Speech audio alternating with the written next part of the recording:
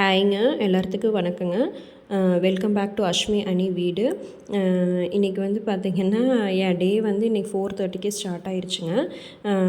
எப்போவுமே எந்திரிச்சதே ஃபஸ்ட்டு வேலையாக போயிட்டு சுடு தண்ணி தான் வைப்பேங்க. இண்டக்ஷனில் சுடு தண்ணி வச்சுட்டு எதுக்குன்னு பார்த்திங்கன்னா வெந்தய பொடி வந்து நான் வெந்தயத்தை வந்து நல்லா வறுத்து அரைச்சி வச்சுருக்கேங்க.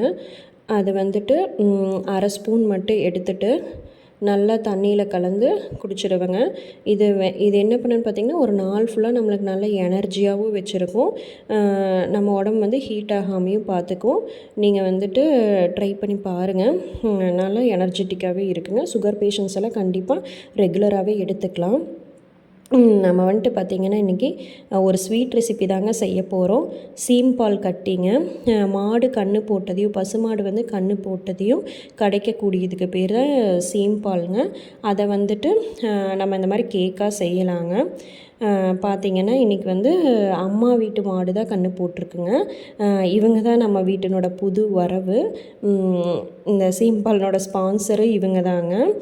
இங்கே பாருங்கள் எப்படி தான் கன்று போட்டுட்டு ஒரு 1/2 ஹவர்லேயே எந்திரிச்சிட்டு மாட்டை சுற்றி சுற்றி வந்துட்டு நம்ம மனுஷன் மாதிரி தாங்க, அந்த குழந்த மாதிரி தான் அங்கேயும் இங்கேயும் சுற்றி சுற்றி வருது.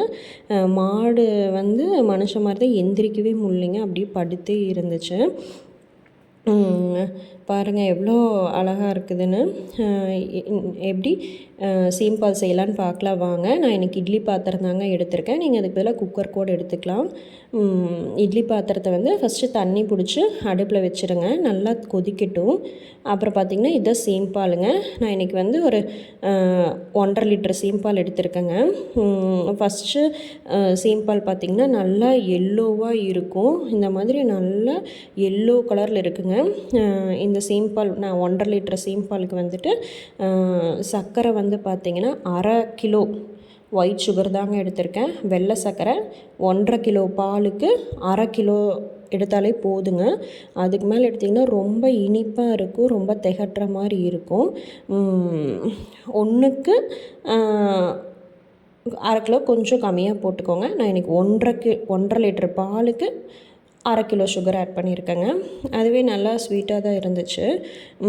அதுக்கப்புறம் அதை வந்து நல்லா சர்க்கரை வந்து நல்லா கரைஞ்சிரோணுங்க. அடுப்பில் வைக்கிறதுக்கு முன்னாடியே நம்ம வந்து நல்லா கரைச்சி விட்டு சர்க்கரை எல்லாம் கம்ப்ளீட்டாக கரைஞ்சிடணுங்க. கரண்டிலேயே இந்த மாதிரி கிளறினிங்கன்னா ஃபுல்லாக கரைஞ்சிரும். அதுக்கப்புறம் பார்த்திங்கன்னா சுக்கு வந்து சும்மா ஒரு கட்டிங்க, ஏலக்காய் 3, மிளகு எடுத்துருக்கேங்க.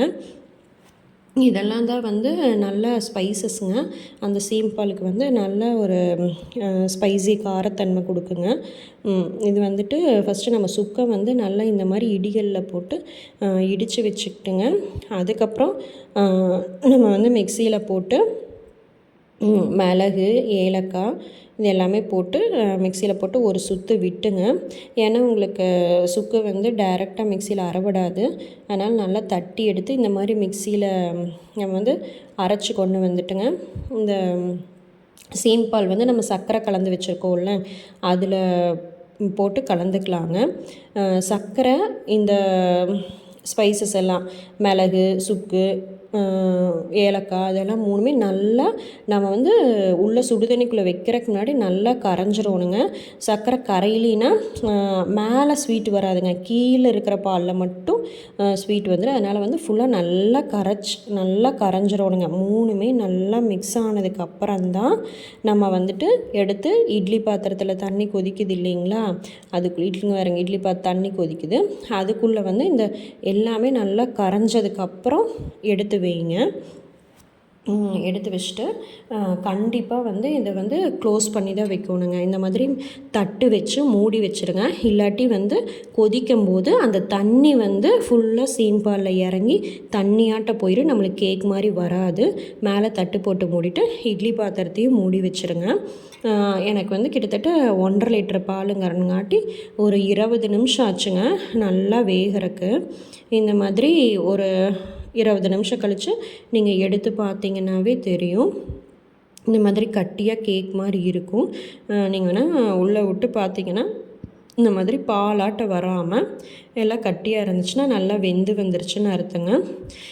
இந்த சீம்பாலில் பார்த்திங்கன்னா நோய் எதிர்ப்பு சக்தி வந்து அதிகமாக இருக்குங்க. இந்த மாதிரி 20லேருந்து ½ அன் ஹவர்க்குள்ளே நீங்கள் இந்த மாதிரி விட்டு பார்த்திங்கன்னா நல்லா வெந்து வந்துருச்சு. இப்போ வந்துட்டு நல்லா சைடு ஃபுல்லாக வந்துட்டு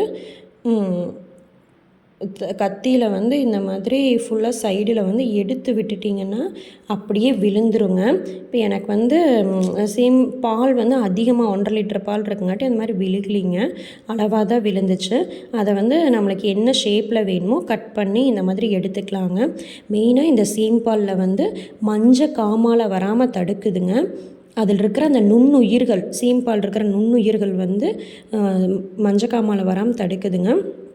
அப்புறம் பார்த்திங்கன்னா நோய் எதிர்ப்பு சக்தியை அதிகரிக்குதுங்க. குழந்தைகள்லேருந்து பெரியவங்க வரைக்கும் இதை வந்து விரும்பி சாப்பிட்லாம். அத்தனை சத்துக்கள் இருக்குதுங்க. இன்றைக்கி இந்த பாலினோட ஸ்பான்சரே பார்த்திங்கன்னா இவங்க தாங்க. என்ன தான் நம்மளுக்கு அந்த மாடு கன்று போட்டிருக்குன்னு சொன்னாலே ஒரு புது சந்தோஷம் வந்துடுதுங்க, புது புத்துணர்ச்சி வந்துடுதுங்க. அப்புறம் பார்த்திங்கன்னா அந்த பால் செஞ்சு முடிச்சுட்டு ஈவினிங் ரொட்டீன் தாங்க. ஃபஸ்ட்டு நம்ம இன்றைக்கி செவ்வாய்க்கிழமைனாவே முருகரை கும்பிடாமல் இருக்கிறதே இல்லைங்க. முருகரை வழிபட்டால் தான் அந்த செவ்வாய்க்கிழமையே ஒரு ஃபுல்ஃபில் ஆன மாதிரி ஒரு ஃபீலே இருக்குங்க. நம்ம வீட்டில் அப்படியே சாமி கும்பிட்டு பார்த்திங்கன்னா கோயிலுக்கு போயாச்சுங்க. பக்கத்தில் இருக்கிற ஈஸ்வரன் கோயிலுக்கு தான் வீக்லி போவோம். அங்கே கிளம்பியாச்சுங்க. என்ன தான் நம்மளுக்கு வந்து டயர்டாக இருந்தாலும் டே ஃபுல்லாக வேலை செஞ்சு டயர்டாக இருந்தாலும் பார்த்திங்கன்னா அந்த ஈவினிங் கோயிலுக்கு போனாலே எங்கேருந்து தான் அந்த எனர்ஜி கிடைக்குமோ, ஒரு நல்ல மனசு ரிலாக்ஸாக வீடெல்லாம் சுத்தம் பண்ணி சாமி கும்பிட்டாலே வந்து நம்மளுக்கு ஒரு ஃபுல்ஃபில் ஆன மாதிரி ஒரு திருப்தி இருக்குங்க. ஒரு பாசிட்டிவ் எனர்ஜியே கிடைக்கும். நம்ம தான் நம்மளை வந்துட்டு மோட்டிவேட் பண்ணிவிட்டு பாசிட்டிவாக வச்சுக்கோணுங்க. அப்புறம் பார்த்திங்கன்னா இன்றைக்கி வந்து June 5 வேர்ல்ட்ஸ் என்விரான்மெண்டல் டேங்க. ஃபஸ்ட்டு 1973 தான் பண்ணாங்க. அவர் லேண்ட் அவர் ஃப்யூச்சர் அப்படிங்கிற மோட்டோவில் தான் நம்ம வந்து பிளான்ஸ் எல்லாம் நடணுங்க. என் சேனலை நீங்கள் இப்போ தான் ஃபஸ்ட் டைம் பார்க்குறீங்கன்னா மறக்காமல் சப்ஸ்கிரைப் பண்ணுங்கள், பெல் ஐக்கானை கிளிக் பண்ணுங்கள். அப்போ தான் நோட்டிஃபிகேஷன். தேங்க்யூ ஆளுங்க. மீண்டும் நாளை சந்திக்கலாம்.